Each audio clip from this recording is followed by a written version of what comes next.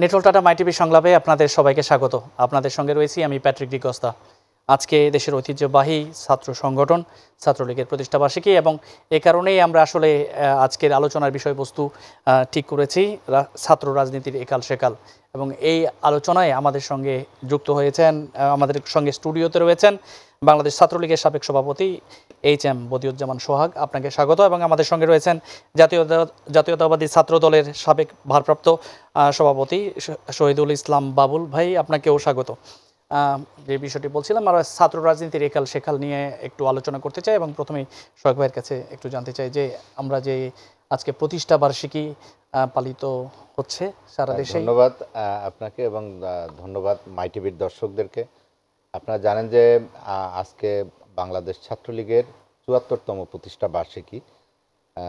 আমরা জানি যে ১৯৪৮ সালের ৪ঠা জানুয়ারি জাতির পিতা বঙ্গবন্ধু শেখ মুজিবুর রহমানের নেতৃত্বে তৎকালীন সময়ের ছাত্র নেতাদেরকে নিয়ে তিনি ঐতিহ্যবাহী ফজলুল হক মুসলিম হলে এই ছাত্রলীগ প্রতিষ্ঠা করেছিলেন এবং এই ছাত্রলীগ প্রতিষ্ঠার মধ্য দিয়েই তিনি আমাদের স্বাধিকারের বীজ বপন করেছিলেন। আমাদের পলাশীর আম্রকাননে যে স্বাধীনতার সূর্য অস্তমিত হয়েছিল, ছাত্রলীগ প্রতিষ্ঠার মধ্য দিয়েই জাতির পিতা বঙ্গবন্ধু শেখ মুজিবুর রহমান সেই স্বাধীনতার বীজ বপন করেছিলেন। এবং আমরা জানি মুজিবনগরের আম্রকাননে ১৯৭১ সালের ১৭ই এপ্রিল সেই স্বাধীনতার লাল সূর্য তিনি আবার উদয় হয়েছিল। আমরা জানি যে এর মাঝখানে দীর্ঘ পথ চলা, ছাত্র রাজনীতির যে গৌরবোজ্জ্বল ইতিহাস, সেটি হচ্ছে আমাদের মুক্তিযুদ্ধের পূর্ব পর্যায়ের যে ইতিহাসটি।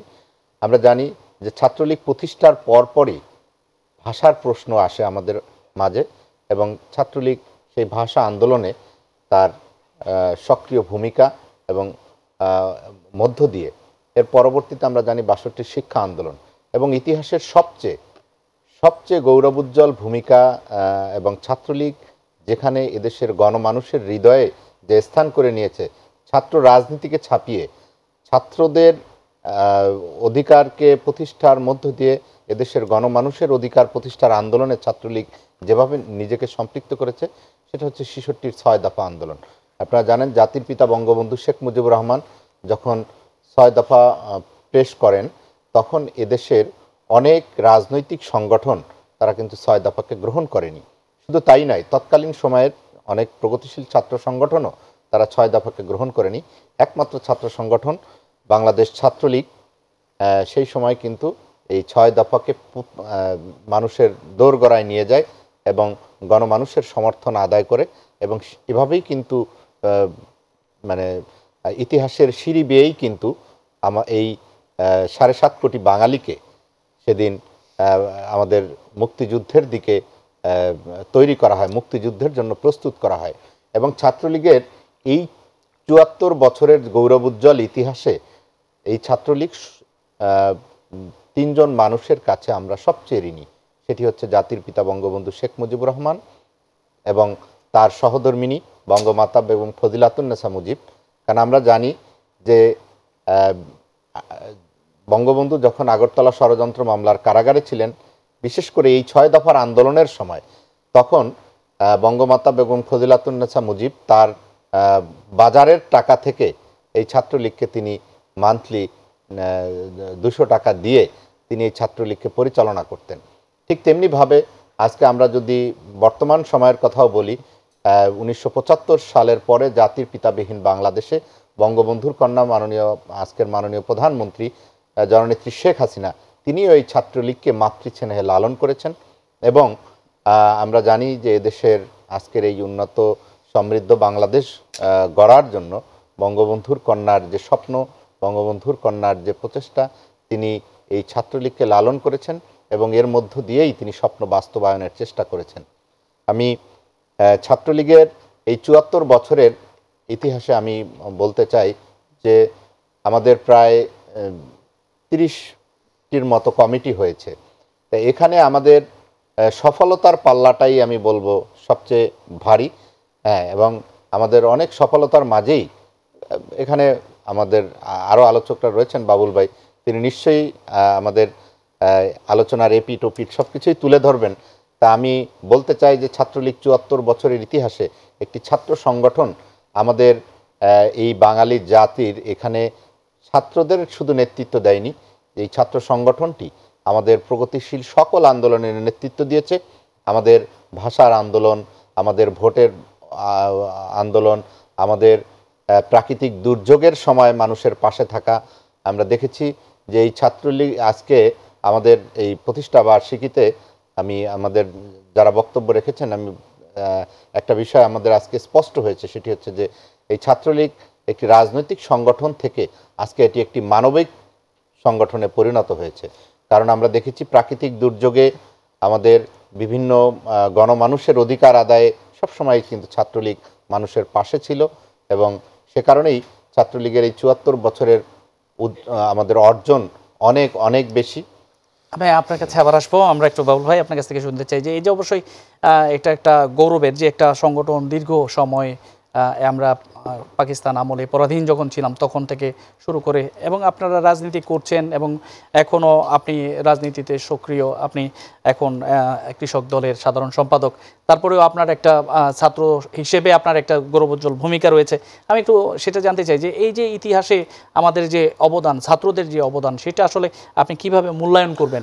না, আপনাকে ধন্যবাদ। আমার সহ আলোচক জনাব বদিউজ্জামান সোহাগ, ছাত্রলীগের সাবেক সভাপতি, আমার অত্যন্ত প্রিয় মানুষ, তাকে ধন্যবাদ, এবং আমাদের দর্শক শ্রোতা ধন্যবাদ।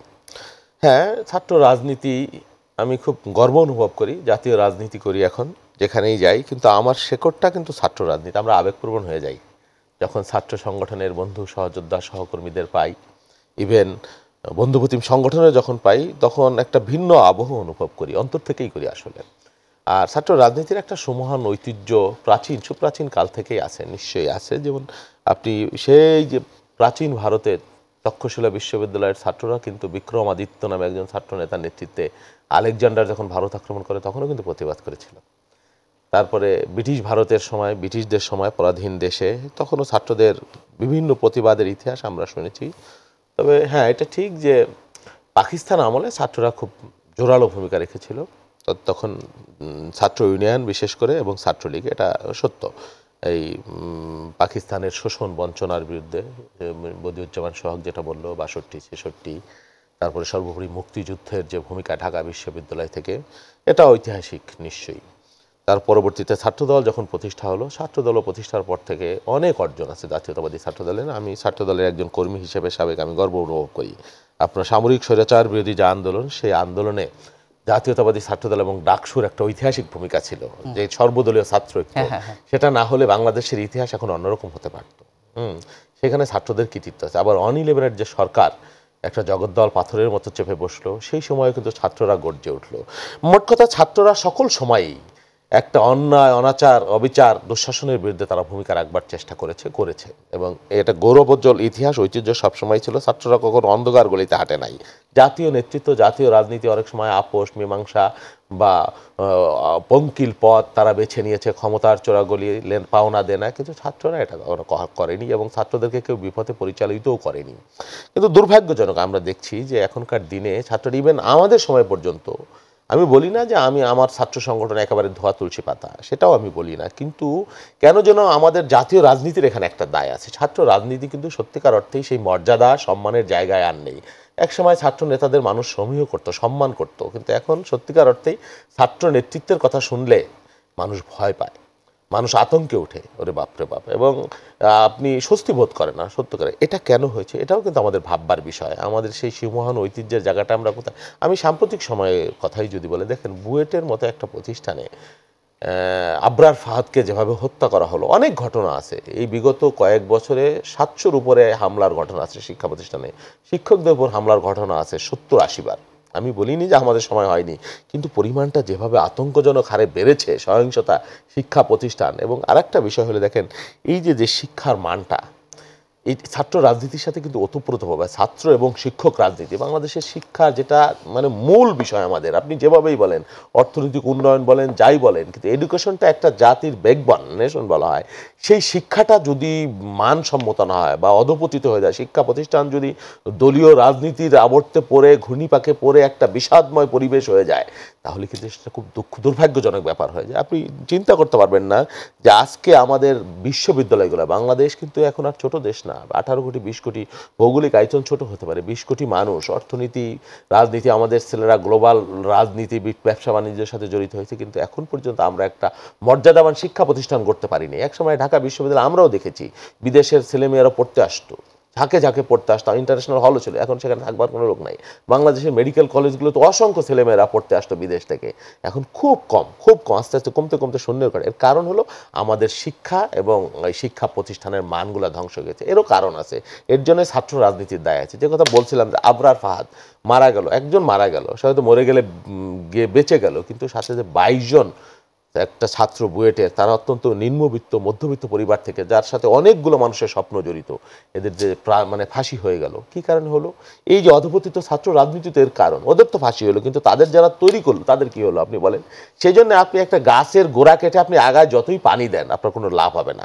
আপনার ছাত্র রাজনীতি সব ক্ষেত্রেই যে খারাপ সেটা না, খারাপ হলো আপনি কোন নীতির দ্বারা, কোন নেতৃত্বের দ্বারা আপনি পরিচালিত হচ্ছেন, সেটাই হলো মূল কথা। সেই জায়গাটা আমাদের ঠিক করতে হবে। আর ছাত্র রাজনীতি তো আসলে নেতৃত্ব তৈরির কারখানা। আপনি গণতান্ত্রিক সমাজের কথা যদি চিন্তা করেন, আগামী নেতৃত্ব ছাড়া তো চলবে না, রাজনীতিও থাকতে হবে, নেতৃত্বও থাকতে হবে। হয়তো আপৎকালীন সময়ের জন্য কোনো সামরিক শাসক বা কোনো অন্যায় শাসক বা ভোটারবিহীন সরকার আসলো, কিন্তু আলটিমেটলি দিন শেষে কিন্তু রাজনৈতিক নেতৃত্ব লাগবে। সেই নেতৃত্ব তৈরি হয় ছাত্র রাজনীতি থেকে। সেই জায়গাটাকে যদি আমি মেধাহীন করে দেই, সেই জায়গাটায় যদি দুর্বৃত্তায়নে পূর্ণ হয়ে যায়, সেই জায়গাটা যদি মানে অস্ত্র মাসেলের পিছনে ঘোরায়, আপনি শুনলে অবাক হবেন যে আমার নিজের জেলা ফরিদপুর, সেখানে এক ছাত্রনেতা 2000 কোটি টাকা পাচারের দায়ে অভিযুক্ত, এখন তার বিচার হচ্ছে। মানে কি ভয়াবহ ব্যাপার। তারাও তো ছাত্র রাজনীতি, আমি দেখিনি কিন্তু এরকম। আমরা ঢাকা বিশ্ববিদ্যালয়ে ছাত্রদল ছাত্রলীগ পাশাপাশি বসেছি, আমাদের আগে আরও ভালো পরিবেশ ছিল, কি সৌহার্দ্যপূর্ণ পরিবেশ, হয়নি কোনো গণ্ডগোল মারামারি সেটা না, কিন্তু রাজনীতির নামে এমন দুর্বৃত্তায়ন আমরা দেখিনি সত্যিকার অর্থেই। এটা খুবই দুর্ভাগ্যজনক। সেই জায়গাটায় আমাদের আসতেই হবে এবং এই গর্বের জায়গাটাকে আমাদের উদ্ধার করতে হবে, এর কোনো বিকল্প নেই। না হলে আগামী জাতি নেতৃত্ব শূন্য হয়ে পড়বে। এখন শুনি পার্লামেন্টে নাকি কত 60% 80% ব্যবসায়ী প্রতিনিধিত্ব, রাজনৈতিক নেতৃত্ব নাই। আপনি খেয়াল করছেন যে জাতীয় রাজনীতিতে রাজনৈতিক নেতৃত্ব, জাতীয় নেতা যারা শেকড় থেকে উঠেছে, যারা মানুষের মাটি মানুষ নিয়ে রাজনীতি করেন, এই পরিমাণটা কত সীমিত হয়ে গেছে। এটা খুব আতঙ্কের ব্যাপার। কিন্তু রাজনীতিবিদদের হাতে কিন্তু রাখতে হবে।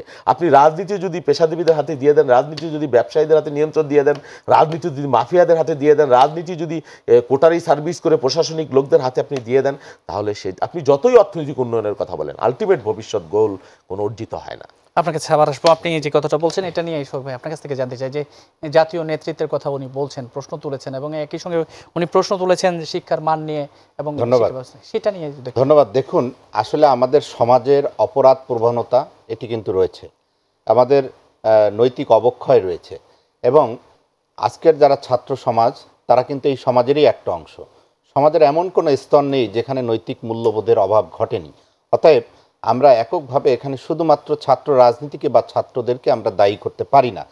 কারণ আমরা দেখেছি যে আমাদের যে চেতনা নিয়ে, যে আমাদের আদর্শ নিয়ে এই জাতি ঐক্যবদ্ধ হয়েছিল মহান মুক্তিযুদ্ধের সময়, এবং সেই সময় নেতৃত্ব দিয়েছিল ছাত্রলীগ সহ অপরাপর আরও 3-4টি ছাত্র সংগঠন। তা আমরা জানি যে মুক্তিযুদ্ধের পরে মাত্র 3.5 বছরের মাথায় জাতির পিতা বঙ্গবন্ধু শেখ মুজিবুর রহমানকে হত্যা করার পরে বিভিন্নভাবে আমাদের রাজনীতিকে কলুষিত করা হয়েছে। সেটা হয়েছে ছাত্র রাজনীতিতে সাম্প্রদায়িকীকরণ করা হয়েছে, শিক্ষাঙ্গনে বাণিজ্যিকীকরণ করা হয়েছে, বিভিন্ন ধরনের মানে নেগেটিভ ফেনোমেনা এই শিক্ষাঙ্গনগুলোকে কলুষিত করেছে। এবং আমরা দেখেছি এখানে বাবুল ভাই যে কথাগুলো বলছেন যে শিক্ষাঙ্গনে যে ক্যাম্পাস ভায়োলেন্স ঘটেছে, তাই এটা আমরা কিন্তু প্রচুর পরিমাণে আমরা দেখেছি বিভিন্ন সময়, এবং এটা নিয়ে আলোচনা করতে গেলে অনেক কথা বলতে হবে।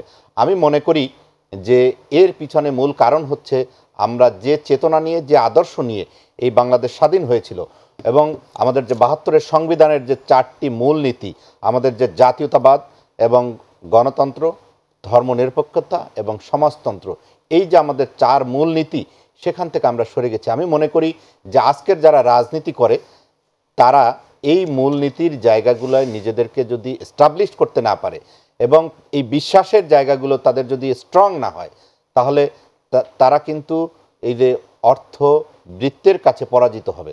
তারা আদর্শিক জায়গাগুলোতে তারা যদি স্ট্রং না হয়, কারণ আমরা বিশ্বাস করি যে বাঙালি জাতীয়তাবাদ এই চেতনা বোধটুকু যদি একজন তরুণের কাছে বা একজন ছাত্রের কাছে না থাকে, যে কিভাবে আমরা হাজার বছরের যে আমাদের যে সংস্কৃতি, আমাদের যে ইতিহাস, আমাদের যে ঐতিহ্য, এখানে মানুষ যে অসাম্প্রদায়িক চেতনায় আমরা বিশ্বাস করি এবং সেভাবেই কিন্তু আমরা হাজার বছরের এই সংস্কৃতিকে লালন করে আমরা গড়ে উঠেছি, সেটাই হচ্ছে আমাদের বাঙালি জাতীয়তাবোধ। এবং আমরা অনেকে কিন্তু এটাকে নিয়ে কনফ্লিক্ট বাজানোর চেষ্টা করে যে আমাদের মানে জাতীয়তাবাদভাবে আমরা যেভাবে তৈরি হয়েছি সেটা কিন্তু আমার জাতি হিসাবে আমরা কিন্তু বাঙালি, কিন্তু অনেকে সেটাকে কনফ্লিক্ট তৈরি করেছে যে বাংলাদেশি জাতীয়তাবাদের নামে, যে একটা আমাদের রাষ্ট্রের যে নাগরিক সেখানে কিন্তু আমরা বাংলাদেশি, কিন্তু এভাবে একটা কনফ্লিক্ট তৈরি করে মানুষের মধ্যে কিন্তু একটি আদর্শিক দুর্বলতা তৈরি করা হয়েছে বলে আমি মনে করি। তারপরে আমরা বিশ্বাস করি যে ধর্মনিরপেক্ষতা, আমরা জানি যে মার্ক্সবাদ বা লেনিনবাদে যারা বিশ্বাস করে, যারা এরকম সমাজতন্ত্রের কথা বলে, আমি দেখেছি যে রাশিয়াতে লেনিনের যখন উত্থান হয়, জারদের কাছ থেকে যখন ক্ষমতা দখল করে লেনিন, তখন কিন্তু সেই সেন্ট পিটারবার্গে একটা মসজিদ ছিল এবং সেই মসজিদে আপনার জাররা যখন ক্ষমতায় ছিল তখন সেটি কিন্তু অবরুদ্ধ অবস্থায় ছিল, কিন্তু লেনিনের উত্থানের পরে সেটিকে কিন্তু অবমুক্ত করে দেওয়া হয় এবং সেই মসজিদে একটি ধর্মগ্রন্থ কোরআন শরীফ ছিলেন যেটি হস্তে লিখিত, সেটিকে কিন্তু উনি রিপ্রিন্ট করে পাকিস্তানের তৎকালীন প্রধানমন্ত্রী আইয়ুব খান এবং ইরানের শাহের কাছে দেওয়া হয়। অর্থাৎ আমি এটার থেকে এটাই বলতে চাই যে লেনিনের যে সমাজতন্ত্র, সেখানেও কিন্তু সকল ধর্মকে মানে একটা স্বাভাবিকভাবে সকল ধর্মকে পালন করার একটা সুযোগ দেওয়া হতো।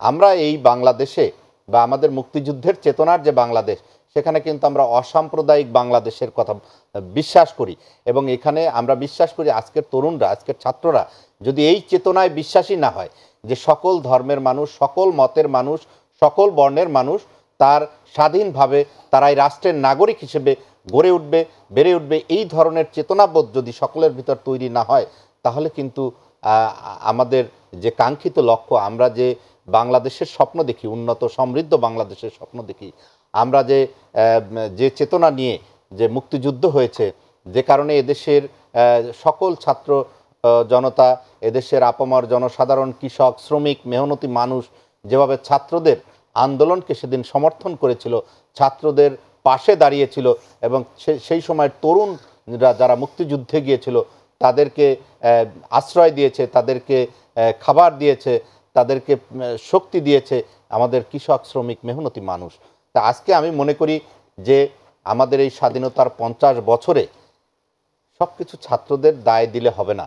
বিভিন্ন কারণে আমরা জানি যে সাম্রাজ্যবাদী কারণ হতে পারে, আমাদের এই রাজনীতিতে অস্ত্র, অর্থ, বিভিন্ন সামরিক স্বৈরশাসকদের জাতাকল, আমরা জানি যে এই যে বাণিজ্যিকীকরণের একটি শিক্ষাঙ্গনে একটা বাণিজ্যিকীকরণের প্রচেষ্টা, সব কিছু মিলিয়ে আজকে কিন্তু তার একটা রিফ্লেকশন আমরা আজকে ছাত্র রাজনীতি। আরেকটা বিষয় আমরা যেটা বাবুল ভাই প্রশ্ন তুলেছেন যে আপনাদেরও একটা স্বপ্ন ছিল, বিশেষ করে ছাত্র রাজনীতি যারা করেন তাদের একটা স্বপ্ন রয়েছে এক সময় রাজনীতিবিদ হবেন, মূলধারায় রাজনীতি করবেন, কিন্তু যদি এখানে যেটা আপনি বলছেন যে অন্যরাও যদি এসে এখানে দখল করে রাখে, সেই ক্ষেত্রে ছাত্র রাজনীতি, দেখুন এখানে দখলের তো একটা বিষয় আছে, কিন্তু রাজনীতিতেও একটা কম্পিটিটিভ জায়গা, এখানে তো এরকম কম্পিটিশন করে টিকে থাকতে হবে। আমাকে কেউ তো জাতীয় রাজনীতিতে কেউ জায়গা করে দিবে না। আমরা ছাত্র রাজনীতিতে যে যতটুকুই আমরা ভূমিকা রাখি না কেন, সেটা তো আমাদেরকে কেউ তৈরি করে দেয়নি, আমাদের নিজেদেরও তো একটা প্রচেষ্টা থাকতে হবে।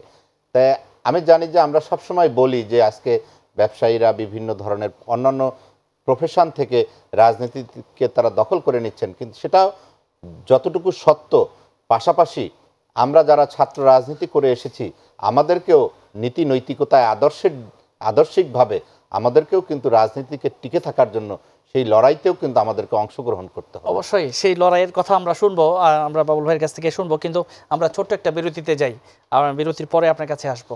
দর্শক, নিশ্চিত ছোট্ট একটা বিরতি, ফিরছি কিছুক্ষণ পর, থাকুন আমাদের সঙ্গেই। নেটওয়ার্ক টাটা মাই টিভি সংলাপে আবারও আপনাদের স্বাগত। বিরতির আগে কথা বলছিলেন সোহাগ ভাই, আপনার কাছে আবার পরে আসবো। আমরা বলছিলাম যে আপনার সঙ্গে কথা বলবো। বাবুল ভাই, আপনার কাছে আসলে প্রশ্ন যে এই যে পেশাজীবীর যে কথাটা বলছিলেন, যে পেশাজীবীদের আশা এবং আপনাদের একটা স্বপ্ন, আপনার কি মনে হয় যে এই যে গৌরবোজ্জ্বল একটা ইতিহাস, এই ইতিহাসে কোথাও এই ছাত্র সংগঠনগুলো হোঁচট খেয়েছে, বা ছাত্রদের যে এই সংগঠন, যে চিন্তা চেতনা সামনে যাওয়ার, কোথাও হ্যাঁ, এটা ব্যত্যয় হয়েছে এই কারণে, এটা সকলেই স্বীকার করবে যে ছাত্র রাজনীতির গৌরবজ্জ্বলিতে, যেটা সেও বদিউজ্জামান সোহাগ যেটা বললো, আমিও বললাম, আপনিও নিশ্চয়ই এটা স্বীকার করবেন যে আমাদের জাতির যা কিছু শ্রেষ্ঠ অর্জন, মহান অর্জন, সব কিছুতেই ছাত্ররা এবং ছাত্র রাজনীতির অবদান আছে।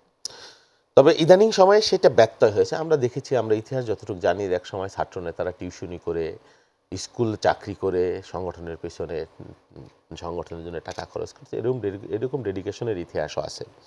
আবার এই সেজন্য আসলে ছাত্র রাজনীতি এটা কোনো খুব মসৃণ পথ না, কিন্তু অনেকেই জেনে শুনেই এই ছাত্র রাজনীতির অনিশ্চিত পথে আসে।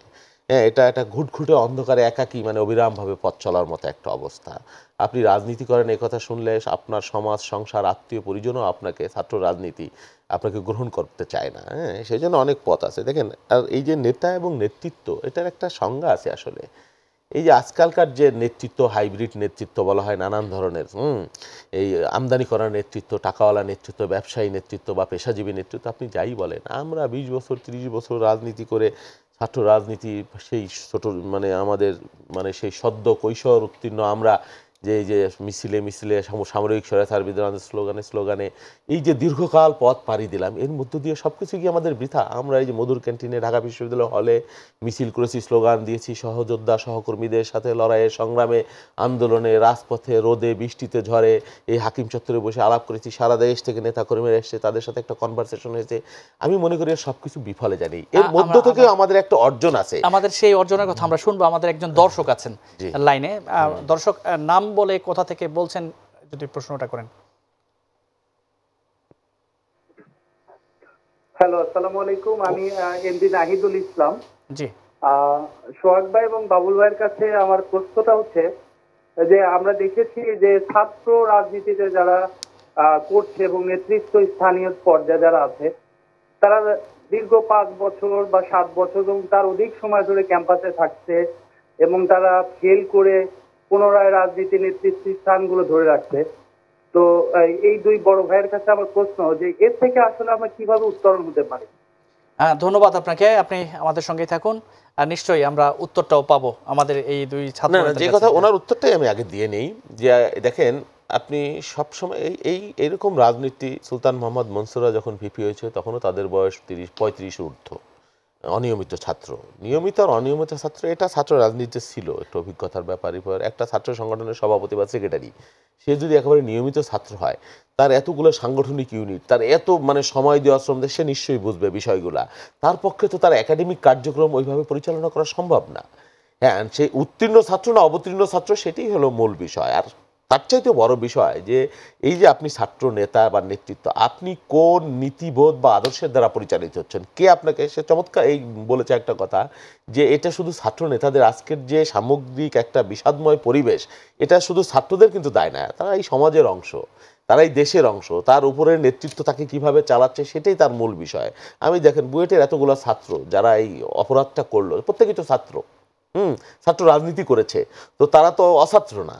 তো তাদেরকে কারা পরিচালিত করলো, তাদেরকে কারা এখানে আনলো? আর আমি যেটা বলছিলাম, নেতা এবং নেতৃত্ব, এটা কিন্তু অন্য বিষয়। নেতৃত্ব আপনার লাগবেই একটা দেশ সমাজের জন্য, নেতৃত্ব ছাড়া চলবে না। তো সেই নেতৃত্ব, আমি যেটা বললাম, যে আমরা 30 বছর এটা আমরা এখানে মানে অর্জন করেছি, এটা বা শিখেছি, দেখেছি। আমার যদি মেধা বুদ্ধি কমও থাকে কিন্তু অভিজ্ঞতার কারণে আমার একটা অর্জন। আমি তো দেখি একজন মানে ইসে থেকে, সিভিল সার্ভিস থেকে এসছে, আর্মি থেকে এসছে, যারা রাজনীতি করছে, আমাদের দলেও আছে, কর্তৃত্ব করছে, তারা রাজনীতির নীতি, আদর্শ, কৌশলটা তারা সেভাবে আসলে বুঝতে পারে না, এটা বুঝবার কথাও না। পক্ষান্তরে যারা ছাত্র রাজনীতি করে এসছে, আপনি বিবাদপূর্ণ যে কোনো জায়গায় তাকে আপনি ফেলে দেন, সেখান থেকে সুন্দর একটা সমাধান বের করে সে নিয়ে আসবে। এটা হলো তার অভিজ্ঞতা। হ্যাঁ, এই অভিজ্ঞতা। সেই জন্য নেতা এবং নেতৃত্ব সম্পূর্ণ ভিন্ন জিনিস। হ্যাঁ, নেতা বা পদ, মনে করেন আপনি একজনকে পদ দিয়ে দিতে পারবেন।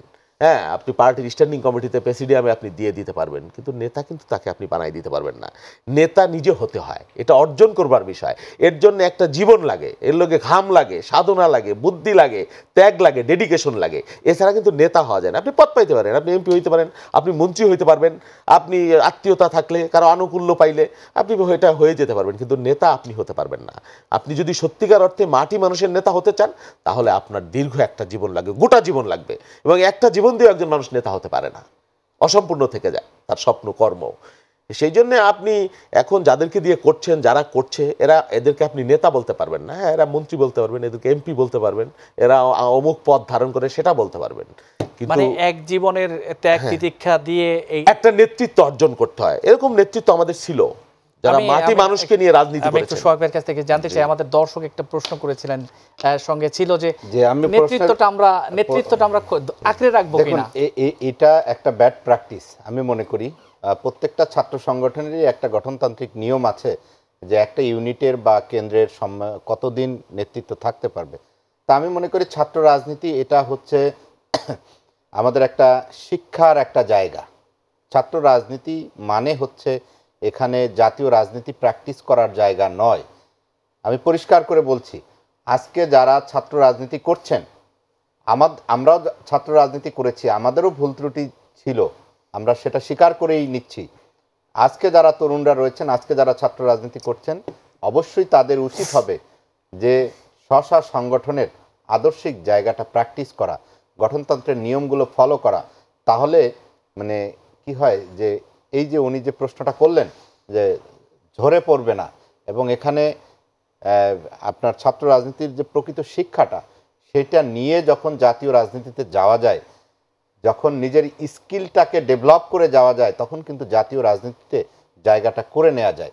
আজকে আমরা যেটা নিয়ে সবসময় হতাশার কথা শুনছি যে ব্যবসায়ীরা, আমলারা এসে রাজনীতির দখল করছেন, দেখুন আমলারা আমাদের রাজনীতিতে নতুন নয়, এটা আগেও ছিল, পাকিস্তান আমলেও ছিল। বঙ্গবন্ধুর অসমাপ্ত আত্মজীবনীতে দেখবেন যে সেই বগুড়ার মোহাম্মদ আলী তিনি রাজনীতিতে কীভাবে আসছেন, তখনও কিন্তু এই আলোচনা ছিল। আজকে আপনার ছাত্র রাজনীতি যারা করছি তাদেরকে এতটা পরিপক্ক হতে হবে, এতটা স্কিল ডেভেলপ করতে হবে যে দেখুন বঙ্গবন্ধুর নেতৃত্বে ছাত্র নেতারাই কিন্তু 6 দফাটা তৈরি করেছে এবং সেই 6 দফা জনগণের কাছে নিয়ে গেছে। এবং যখন এই 6 দফাকে ছাত্রলীগ শুধুমাত্র গ্রহণ করেছে এবং আওয়ামী লীগেরও অনেক নেতারা গ্রহণ করে নাই, আওয়ামী লীগের নেতারাও আওয়ামী লীগ থেকে বেরিয়ে গিয়ে পিডিএম করেছিল, তখন এই ছাত্রলীগ কিন্তু সেটা তৃণমূল পর্যায়ে মানুষকে বুঝিয়েছে। এবং তখন ইতিহাসের প্রয়োজনে ছাত্র ইউনিয়নকেও ছাত্রলীগ সাথে নিয়ে 11 দফার ভিত্তিতে আন্দোলন করেছে, যার কারণেই কিন্তু বঙ্গবন্ধু সেই আগরতলা ষড়যন্ত্র মামলার থেকে তাকে বের করে নিয়ে আসতে সক্ষম হয়েছিল। তারপরে আপনার এই 69-এর গণ অভ্যুত্থান তৈরি হয়েছে। তো এই যে 11 দফা তৈরি করা, এই যে বিভিন্ন সময় এই যে এটা একটা কিন্তু আমি মনে করি রাজনৈতিক ম্যাচিউরিটি, এবং সেই ধরনের শিক্ষা দীক্ষা তৎকালীন সময়ের ছাত্র নেতাদের ছিল। এবং তার পরবর্তীতেও আমরা মনে করি যে ছাত্র নেতাদের মধ্যে থেকে কেউ যে উঠে আসেনি বা এটা সঠিক নয়, কিন্তু আমি মনে করি বর্তমান সময়ের ছাত্র রাজনীতিতে এই ধরনের একটা প্র্যাকটিস দরকার আছে। কারণ আমরা জানি যে ছাত্রলীগের ইতিহাস মানেই হচ্ছে বাংলাদেশের ইতিহাস। এই কথাটি জাতির পিতা বঙ্গবন্ধু শেখ মুজিবুর রহমান বলেছিলেন। কেন বলেছিলেন? যে এই যে মানে আপনার ভাষা আন্দোলন, 62 শিক্ষা আন্দোলন, এই সময়ের সকল কিছুতেই কিন্তু ছাত্রলীগের একটা ভূমিকা ছিল, এবং ছাত্রলীগের মধ্যে তৎকালীন সময় এই ধরনের একটা ম্যাচিউর লিডারশিপ তৎকালীন সময় ছিল। তাই আমি আজকের তরুণদের কাছে প্রত্যাশা করব যে ছাত্র রাজনীতি করতে হলে আমাদেরকে বাংলাদেশের ইতিহাসটাকে জানতে হবে। আমাদের মানে একটা কথা আছে যে বাংলাদেশকে জানতে হলে জানতে হবে একদম শুরু থেকে শেষটা। হ্যাঁ, আমাদের জানতে হবে পুরো দেশটা, এরকম একটা ছন্দ আছে। আমি বলতে চাই যে আমাদের দেশের প্রকৃত ইতিহাসটাকে জানতে হবে। আমাদের যেভাবে দেখুন আমাদের এখানে সিভিলাইজেশন কিন্তু খুব মানে বেশি দিন হয়নি। আমরা সবসময় উন্নত বিশ্বের সাথে আমাদেরকে তুলনা করি। আমরা মনে করি যে আমাদের সাকসেস কম, আমরা এটা পারবো কি না, এটা হবে কি না। এই জায়গাগুলো কিন্তু আমরা জয় করেছি, আমরা কিন্তু ভয়কে জয় করেছি। আজকে বাংলাদেশের শিক্ষার্থীরা, আজকে আপনি দেখেন অক্সফোর্ড, ক্যামব্রিজ, আজকে অনেক জায়গায় তারা সাফল্য অনেক কি বলে আর কি স্বাক্ষর রাখছেন, সফলতার স্বাক্ষর রাখছেন। আজকে বাংলাদেশে দেখুন এই যে ডেভেলপমেন্ট হয়েছে তথ্য প্রযুক্তির কারণে, আজকে যে ডেভেলপমেন্ট হয়েছে, এটা আজ থেকে এক যুগ আগে এটা আমরা চিন্তাও করিনি। যখন 2008 সালে বঙ্গবন্ধুর কন্যা মাননীয় প্রধানমন্ত্রী শেখ হাসিনা ডিজিটাল বাংলাদেশের কথা বলে, তখন কিন্তু যারা আমাদের প্রতিপক্ষ তারা কিন্তু অনেকে এটা নিয়ে হাসি ঠাট্টা করতো যে ডিজিটাল বাংলাদেশ মানে হচ্ছে ঘড়ির কাঁটা 1 ঘন্টা আগেই দেওয়া হয়েছে, এই ধরনের হাসি তামাশা ছিল। আজকে দেখুন যে এখানে বাবুল ভাই আছেন, সত্য আমরা স্বীকার করতে আমাদের কোনো বাধা নেই যে সারা বাংলাদেশের আজকে জাতীয় বিশ্ববিদ্যালয় সহ সকল পাবলিক বিশ্ববিদ্যালয় আজকে এই যে অনলাইনের মাধ্যমে ভর্তি হয়। আজকে এই যে দেখুন স্কুলের ভর্তি এখন যে অনলাইনের মাধ্যমে হচ্ছে, হ্যাঁ, এখানে কিন্তু যে বিভিন্ন প্রভাবশালীরা তাদের সন্তানদেরকে প্রভাব বিস্তার করে যে ভর্তি করতেন, আজকে কিন্তু হাহাকার পড়ে গেছে। কারণ এই তথ্য প্রযুক্তির সেবার কারণে আজকে কিন্তু এখানে দুর্নীতি বন্ধ হয়ে গেছে। আরেকটা বিষয় একটু জানতে চাই যে অনেকে বলেন যে আগে আপনারা যারা ছিলেন বা এরও আগে যারা ছিলেন নেতৃত্বে খুব মেধাবীরা ছিলেন, এই মেধাবীরা কি এখন না, আমি সেটা মনে করি না। আমি মনে করি বর্তমান সময় যারা রয়েছেন তারা আরো মেধাবী, তাদের ক্যাপাসিটি আরো বেশি। আমি মনে করি তাদের ইতিহাসটা, বাংলাদেশের প্রকৃত ইতিহাস জানতে হবে, তাদের নীতি নৈতিকতার চর্চাটা তাদেরকে করতে হবে, তাদের এই বাংলাদেশের প্রতি আস্থা রাখতে হবে। কারণ আজকে আমি একটা জিনিস দেখি যে সবাই অল্পতেই হতাশ হয়ে যায়। সেই হতাশার জায়গাটাকে আমাদেরকে ছাপিয়ে আমাদেরকে আশাবাদী হতে হবে। কারণ এই বাংলাদেশের অমিত সম্ভাবনার দেশ এই বাংলাদেশকে নিয়ে একসময় কিন্তু যারা এই বাংলাদেশের মুক্তিযুদ্ধের পক্ষে ছিল না, তারা কিন্তু বাংলাদেশকে নিয়ে হতাশায় ভুগত যে না, এটা সম্ভব না, এই জাতি কখনো এরা একটা স্বাধীন জাতি হিসেবে, এরা একটি রাষ্ট্র হিসেবে গড়ে উঠতে পারবে না, এটা হবে একটা ব্যর্থ রাষ্ট্র, এ ধরনের কথা বলতো না। তাই বাংলাদেশ স্বাধীন হয়েছে, বাংলাদেশ সফল রাষ্ট্র হয়েছে, বাংলাদেশ আর কি একটা ইকোনমিক্যালি আজকে একটা শক্তিশালী রাষ্ট্র হয়ে যাচ্ছে। আজকে বাংলাদেশ, আমি মনে করি বাংলাদেশের অনেক অমিত সম্ভাবনার দেশ। এই বাংলাদেশ হবে আমাদের এই সাবকন্টিনেন্টের একটা গেটওয়ে। এই বাংলাদেশের আমাদের যে তরুণরা রয়েছে, এরা এই বিশ্ববাসীকে নেতৃত্ব দিবে। কারণ এদের মেধা, আমি মনে করি আমাদের বর্তমান সময়ের তরুণরা অনেক মেধাবী এবং তাদেরকে শুধু এই সাহস এবং শক্তি, তাদের এই নীতি নৈতিকতার বলিয়ান হতে হবে।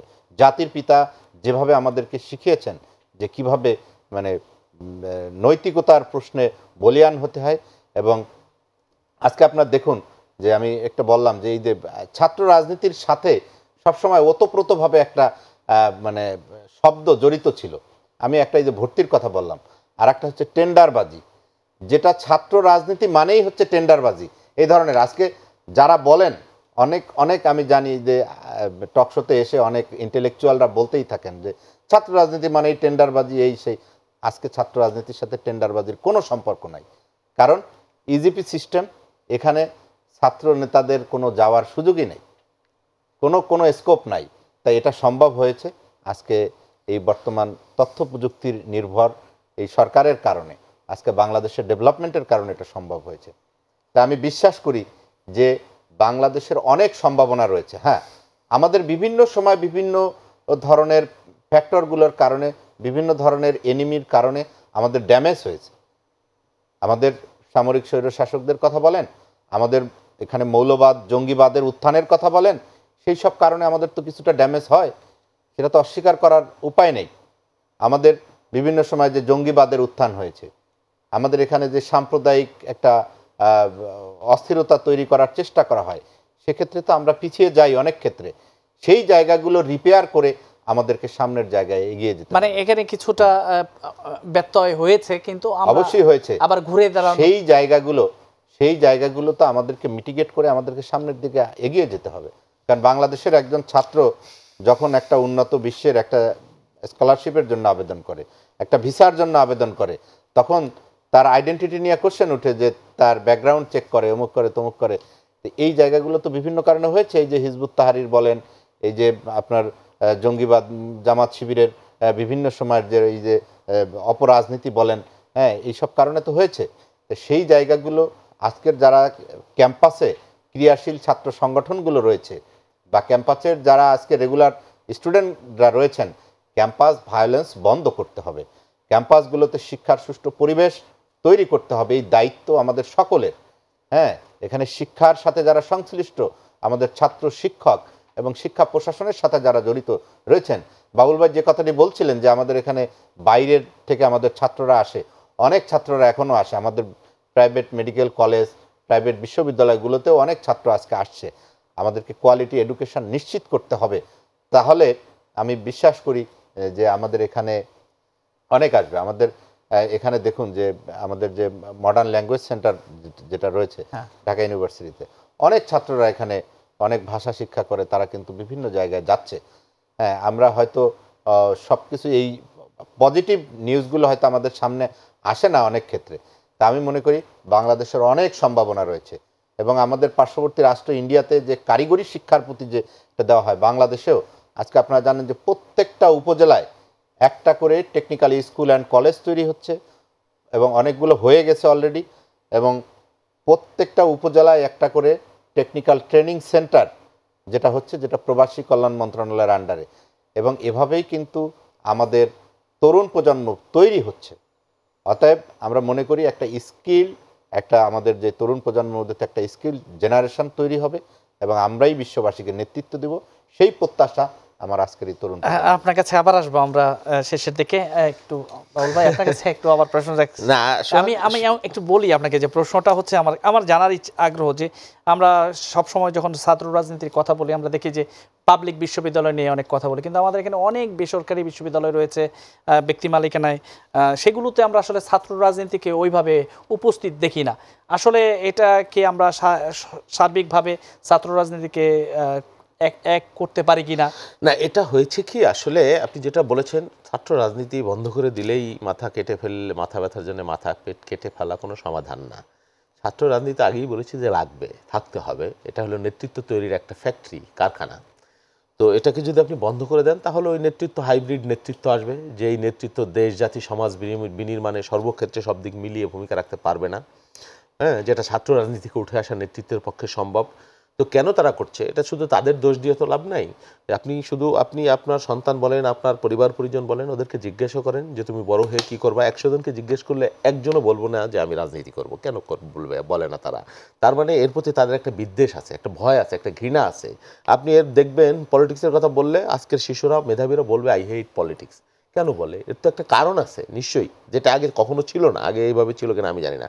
আপনি কল্যাণ রাষ্ট্রে, সভ্য রাষ্ট্রে পশ্চিমে আপনি যান, তার মধ্যে অনেক পাবেন যারা ভবিষ্যতে রাজনীতি করে দেশকে নেতৃত্ব দিতে চায় এরকম। কিন্তু এইটা যে কেন হলো, এই বিশ্লেষণটা কিন্তু আমাদের করবার প্রয়োজন আছে। আমরা যদি সেই বিশ্লেষণটা না করি তাহলে আমাদের ওই বদিউজ্জামান শখ যেটা বলছে, আমাদের অমিত সম্ভাবনা আছে, আমাদের তরুণদের, তাদের মানে অপরিসীম কর্মশক্তি আছে, স্বপ্ন আছে, তারা কাজ করছে, কিন্তু তাদের কাজ করবার সেই সুযোগটা তো তৈরি করে দিতে হবে। আপনি আজকে কি বলে, আমি মানে বলি না যে ইন্ডিয়ার IIT, যেটা ইন্ডিয়ান ইনস্টিটিউট অফ টেকনোলজি, অনেকগুলো প্রতিষ্ঠান, সেই মানের কোনো বিশ্ববিদ্যালয় আমাদের বুয়েট তো 500 ইউনিভার্সিটির মধ্যেও নাই। দেখেন, আওয়ামী লীগ 13 বছর ক্ষমতায় আছে, এর মধ্যে আগে যা ছিল অবস্থান, বিশ্ববিদ্যালয়গুলোর মান কিন্তু তার নিচে চলে গেছে। এটা যারা বিশ্ববিদ্যালয়গুলো নিয়ে, শিক্ষার মান নিয়ে র্যাঙ্কিং করে, তারা করেছে। তাহলে আমি কোথায় উন্নতি করলাম? আমি এই উন্নতির, অর্থনীতির উন্নতি দিয়ে এটা আমি খাবো? এটা তো আমার সুদূর প্রসারী ক্ষতি। আমার মানে শিক্ষা এবং শিক্ষার মান যদি নষ্ট হয়ে যায়, এটা তো আমার সুদূর প্রসারী জাতি বিনাশী একটা কর্মকাণ্ড হচ্ছে। আপনি ঢাকা বিশ্ববিদ্যালয় পৃথিবীর 800 বিশ্ববিদ্যালয়ের মধ্যে নয়, চিন্তা করা যায়, যেটা নিয়ে আমরা গর্ব করি। যেখানে আপনার নেপালের ত্রিভুবন বিশ্ববিদ্যালয়ের সাথে 3টা ইউনিভার্সিটি আছে, পাকিস্তানের কায়েদে আজম ইউনিভার্সিটি, ইসলামানিয়াদের 7টা ইউনিভার্সিটি আছে, ভারতের অসংখ্য আছে, বাংলাদেশের একটাও নাই। এটা কি দুর্ভাগ্য না আমাদের? অথচ আওয়ামী লীগ 13 বছর ক্ষমতা আছে, তারা উন্নয়নের কথা বলে। এই যে বদিউজ্জামান শখ যেটা বলো ডিজিটাল, এটা তো একটা গ্লোবালাইজেশনের ব্যাপার। সময় যাচ্ছে, পশ্চিমেও ছিল না এটা 20 বছর আগে, এখন আমাদের এখানে হয়েছে। সেটা সারা পৃথিবীতে যেভাবে হয়েছে আমাদের এখানে সেভাবে হয়নি। কিন্তু এর জন্য একটা সরকার থাকা লাগবে তাও না, সরকার না থাকলেও এটা হয়ে যায়, এটা প্রক্রিয়া। কী কারণে বললাম, আপনি দেখেন, আপনি এখনও যদি ডিজিটাল এই ইন্টারনেটের যে গতি, সেই গতির কথা বলেন, শুধুমাত্র আফগানিস্তান, এই দক্ষিণ এশিয়ার মধ্যে, এটা নিয়ে আমি কেন গর্ব করতে পারি আপনি বলেন? এখন শুধুমাত্র আফগানিস্তান আমাদের যে একটা যুদ্ধ বিধ্বস্ত দেশ, তাদের শুধু উপরে আমরা ইন্টারনেটের গতি। আমি গ্রামে গেলাম, এক একটা 10টা কল করলে 3টা তার অর্ধেক কলে আমি কথা বলতে পারি না, 2বার 3বার ট্রাই না করলে মোবাইলের নেটওয়ার্ক। তাহলে এটি কি বলবেন, এটা একটা মানে মানে অশান্তি। মানে গ্রামে আপনি যে নেটওয়ার্কই খুঁজে পাবেন না, একবার আসে একবার যায়, কল ড্রপ হচ্ছে, প্রতিনিয়ত হচ্ছে। এটা তো একটা বিড়ম্বনা। আজকালকার 21শ শতাব্দীর এই সময়ে এসে সারা পৃথিবী যেখানে উন্নয়ন, ডিজিটাল একটা স্বর্গরাজ্য, সেখানে আমি যদি মুখে বলি ডিজিটালের কথা আর কাজের বেলায় যদি এরকম হয়, এটা তো মানে রিয়েলিটি।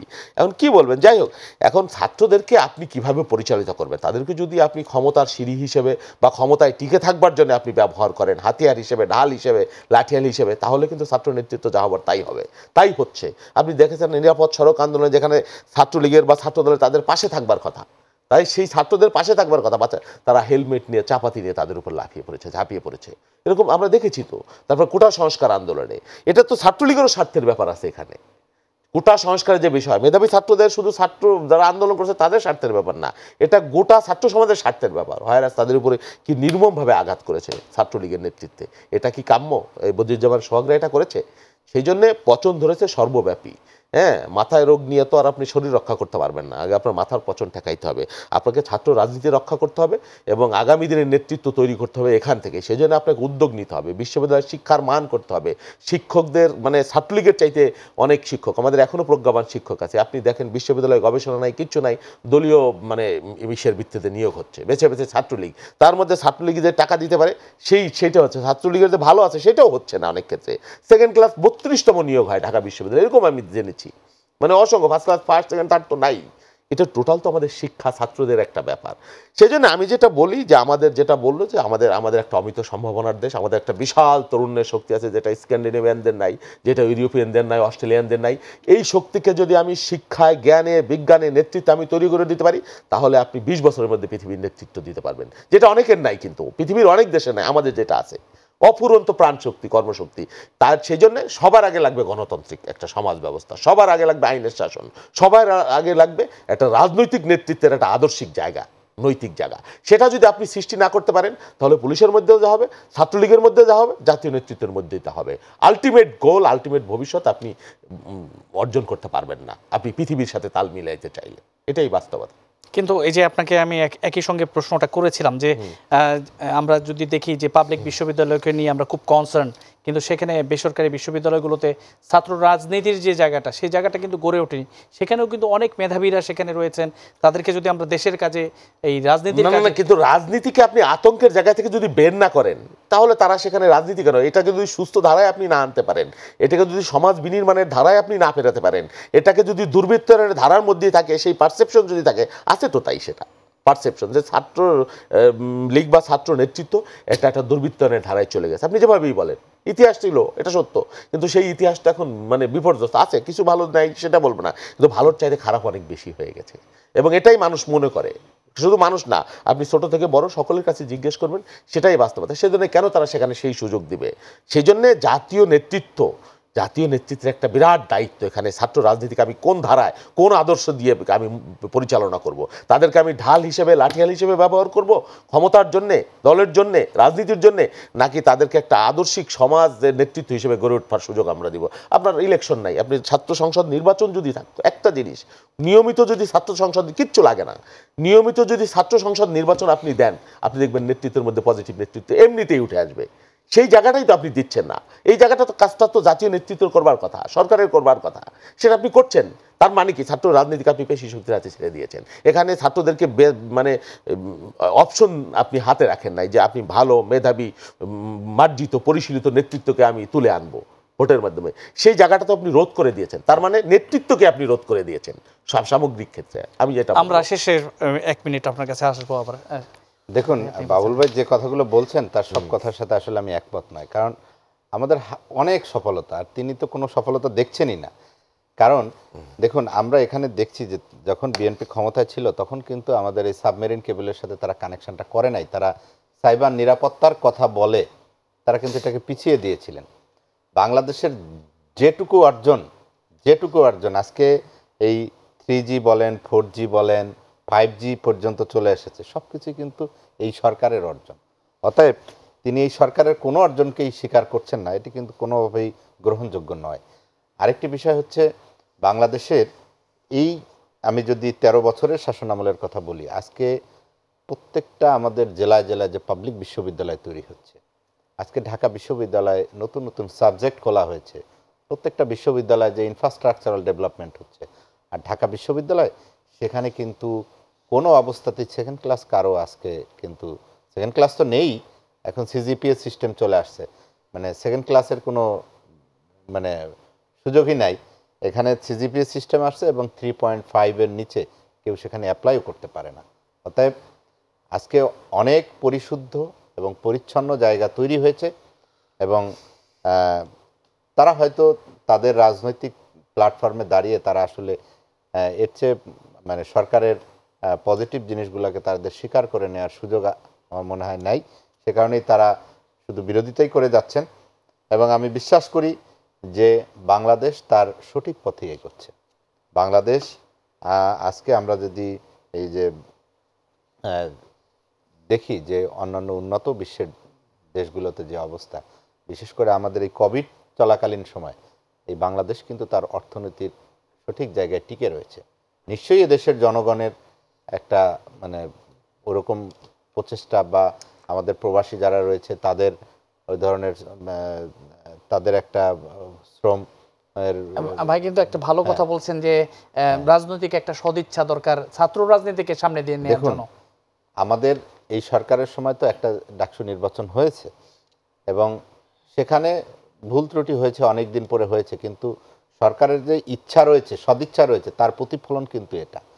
এবং এমনিভাবেই আমি বিশ্বাস করি যে আজকের সরকার কিন্তু সবাইকে নিয়ে কাজ করার যে এই যে আপনার মহামান্য রাষ্ট্রপতির ওখানে প্রত্যেকটা দল যাচ্ছেন, গিয়ে তাদের মতামত দিচ্ছেন এবং সব কিছু নিয়েই কিন্তু একটা মানে এটাই কিন্তু গণতান্ত্রিক চর্চা আমি মনে করি। এবং আজকে বাংলাদেশ কিন্তু আমি মনে করি এ কারণেই আজকে এগিয়ে যাচ্ছে। এবং এখানে আজকে দেখুন যে আমাদের রপ্তানি আয় বৃদ্ধি পেয়েছে, আমরা কিছুদিন আগে দেখলাম যে বাংলাদেশকে নিয়ে কিন্তু আমি যে কথাটি বলছি যে আমাদের যে সম্ভাবনার জায়গাটি, এটি নিয়ে এতটা হতাশার পরিস্থিতি তৈরি হয়নি, যেটা আসলে বাবুল ভাইয়ের বক্তব্য থেকে আমরা বারবার উঠে আসছেন। যে আমি মনে করি যে অতীতের অনেক হতাশার জায়গাগুলো বরঞ্চ মিটিগেট হয়েছে এবং আমরা আজকে কিন্তু সম্ভাবনার পর্যায়ে রয়েছি। এবং আমরা বিশ্বাস করি যে 2030 সালের আমাদের যে সকল টার্গেটগুলো রয়েছে, আমাদের মিলেনিয়াম ডেভেলপমেন্ট গোলের যে বা আমাদের সাস্টেইনেবল ডেভেলপমেন্ট গোলের যে টার্গেটগুলো রয়েছে, নিশ্চয়ই সে টার্গেটগুলো আমরা পূরণ করে 2041 সালে যে আমাদের উন্নত সমৃদ্ধ বাংলাদেশ, সেই বাংলাদেশ আমরা বিনির্মাণ করতে পারবো, সেটা আমরা প্রত্যাশা রাখি। আপনাকে অনেক ধন্যবাদ বাবুল ভাই। একদম 1 মিনিট, অল্প সময়, 1 মিনিটে শেষ করে দেবো। না, আমি বলিনি যে আমাদের কোনোই অর্জন নেই, অবশ্যই অর্জন আছে। আপনাকে খেয়াল রাখতে হবে 50 বছর স্বাধীনতার এত মানে খুব কম সময় না, একটা জাতির জীবনে অনেক বড় সময়। আর একজন মানুষের তো গোটা জীবনই 50 বছর হয় না অনেকেরই। তো এই 50 বছরে আমাদের যেখানে যাবার কথা ছিল, আমরা শুধুমাত্র রাজনৈতিক সংঘাত, হানাহানি, নীতি আদর্শহীন গণতন্ত্রবিহীন সমাজ ব্যবস্থার কারণে কিন্তু এখানে পড়ে আছি। কিছু অর্জন আমাদের হয়েছে, একেবারে হয়নি সেটা বলে না। আমি একটা যে উদাহরণ দিই, আমার এই সময়ে হয়ে যাবে। দেখেন ভিয়েতনাম, আমাদের এশিয়ার মধ্যে একটা রাষ্ট্র, তারা স্বাধীন হয়েছে আমাদেরও 4 বছর পরে, তার মানে 46 বছর। আমেরিকার 56,000 সৈনিক ভিয়েতনামে মারা গিয়েছে, মাটি তামা করে ফেলেছে বোমা ফেলে ফেলে, এবং ভিয়েতনাম তরুণ শূন্য হয়ে গেল এমন অবস্থা। সেই ভিয়েতনাম 46 বছরে তারা শিক্ষায়, জ্ঞানে, বিজ্ঞানে, পর্যটনে, গার্মেন্টস রপ্তানিতে কোথায় চলে গিয়েছে আপনি চিন্তা করতে পারবেন? একটা মাত্র কারণ, যে নেতৃত্ব এবং দেশপ্রেম, এবং তাদের মধ্যে হানাহানি নাই, তাদের মধ্যে মুক্তিযুদ্ধ চেতনার বাণিজ্য নাই, তাদের মধ্যে ভোটারবিহীন এরকম মানে রাতের ভোট দিনের ব্যবস্থা নাই। সেই জন্যে আপনার জাতীয় ঐক্য সবার আগে কিন্তু লাগবে। আপনি যদি শুধু মানে সেই 30 বছর 50 বছর বিভাজন তৈরি করে রাখেন, আপনি ছাত্রদেরকে জানতেনভাবে অর্থ পেশি শক্তির অর্জনের পিছনে ব্যয় করেন, আদর্শিকভাবে মোকাবেলা না করেন, দেশপ্রেমের কথা বলেন কিন্তু ধারণ না করেন, তাহলে কিন্তু আমরা প্রত্যাশা করি যে আমরা আসলে দেশপ্রেমকে ধারণ করে দেশকে সামনের দিকে নিয়ে যাব। এবং যারা আজকে পথ হারিয়েছে বলে আমরা মনে করছি, তাদেরকে ভালো পথে নিয়ে আসবো, সামনের দিকে সবাই এগিয়ে যাবে, দেশ হবে সমৃদ্ধশালী, এবং আমরা সবাই সামনের যে প্রত্যাশা রয়েছে, যে স্বপ্ন রয়েছে, সেই স্বপ্ন পূরণ আমাদের হবে, সেটাই আমাদের প্রত্যাশা। এই ছিল আজকে আমাদের আলোচনা। আমাদের আলোচনায় আপনারা দুজন অংশগ্রহণ করলেন এবং আপনাদেরকে ধন্যবাদ, এবং আপনাদেরও ধন্যবাদ যারা এই অনুষ্ঠান দেখছেন। সবাই ভালো থাকুন, সুস্থ থাকুন, নিরাপদে থাকুন। সবাইকে শুভরাত্রি।